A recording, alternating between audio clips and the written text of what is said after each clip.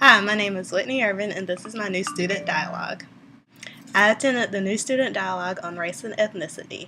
Y'all had a few questions for us to answer, so I'm going to go ahead and do those first.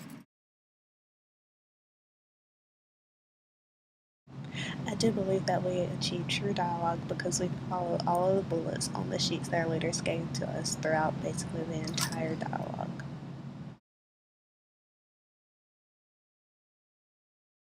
I do think there were some active voices during our dialogue, kind of like myself, but it took everyone a while to get used to each other, and I feel like some of us were shy and some of us didn't want to say anything because we didn't want to offend anyone in the room.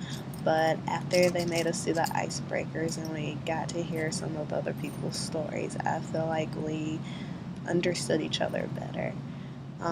There were some quieter people, but I feel like they were quiet because they didn't really know what to say. And I think the people that were speaking a lot, like myself, we basically had experience because we are minorities and we understand the diversity that isn't basically here at Clemson. And so I think other people who aren't a minority, they have close friends who they see go through these same experiences.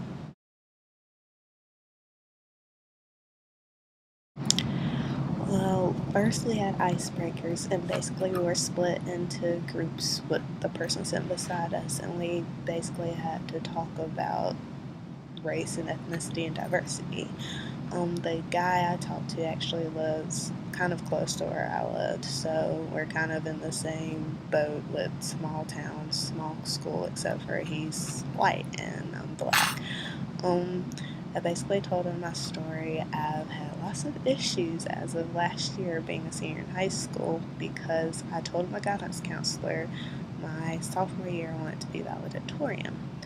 Well, he acted like he wanted to help, but in the end, he really wasn't looking at things in my best interest.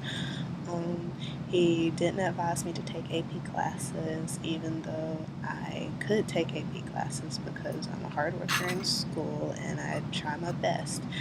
But I ended up taking them anyways because my mom pushed me to because she believed that I could do it. So I took the classes. I took the AP exams. I passed them. I was fine.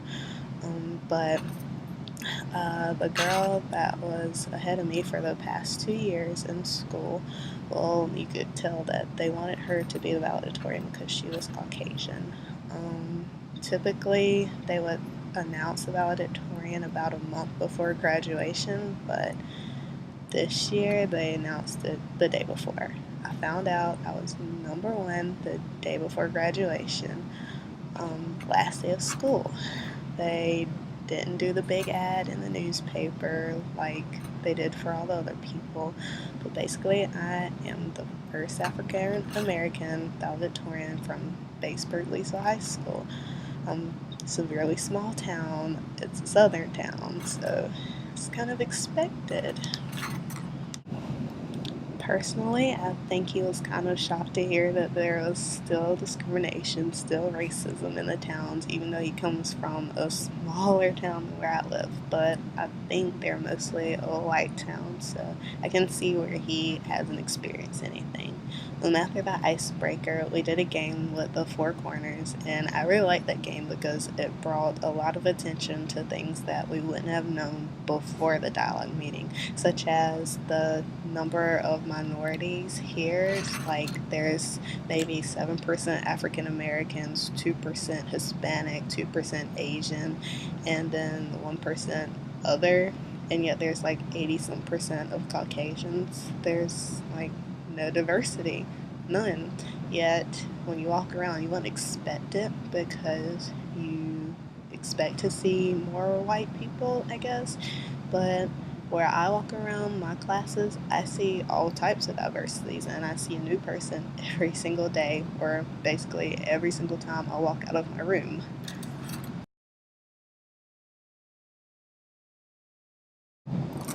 So I basically titled this section The Girl Who Misunderstood because there was this Caucasian white girl in there who somehow we got on the topic of sororities and fraternities, and we were complaining. It was me and two other black girls, and there was a Hispanic boy and an Indian girl, and we got on the topic sororities and fraternities, and she decided to say that she was discriminated against also because of the color of her hair. She was a brunette, and the money that her family does or does not have, and things like that.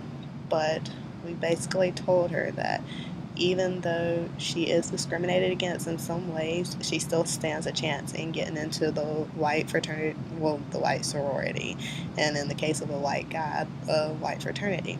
Us, with the color of our skin, where we come from, our families, we stand basically 0% of a chance.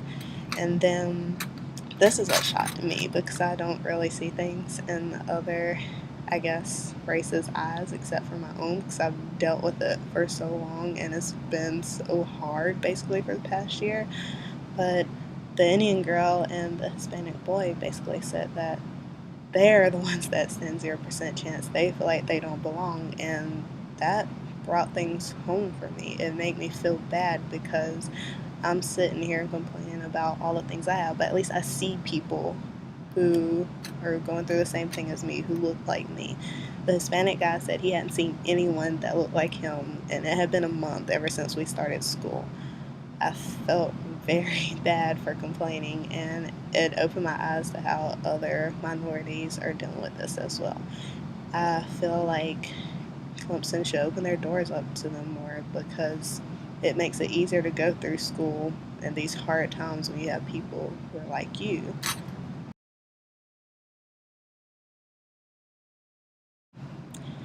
I think New Student Dialogue is part of Library 100 because people like me coming from small towns aren't aware as much as people from cities of different cultures and people with different backgrounds. Because where I'm from, it's just black and white, and in the town next over, there's Hispanics and black and whites. I haven't seen an Asian at my school ever since I was a freshman. I don't think there's ever been Indians. There hasn't ever been a Hispanic person in my class ever since 4-year-old kindergarten. So we're just a typical small southern town. So this teaches us to open our eyes to the way other people have lived, their cultures, the way they might see things. And I like that. I do see the new dialogue as being something I can use in my university experience because, first of all, I liked it, and second of all, I learned something. I learned about other people, the way they see things, and it opened my eyes to other minorities like black and white and Hispanics, not just those three. There's other races, other ethnicities like Asians, Indians, Native Americans, Alaskans, all those types of people. And then there's mixes of those. So we're continuously making new cultures, new traditions, and basically new races too, since we're all mixing together. But yeah, I think it's a great experience, and they really should continue the new student dialogues because it was very enjoyable. Well, this is the end of my new student dialogue. I hope y'all enjoyed it, and I hope y'all really listen to them and see the insights of all the students. Thanks for listening. This is Whitney Irvin. Bye.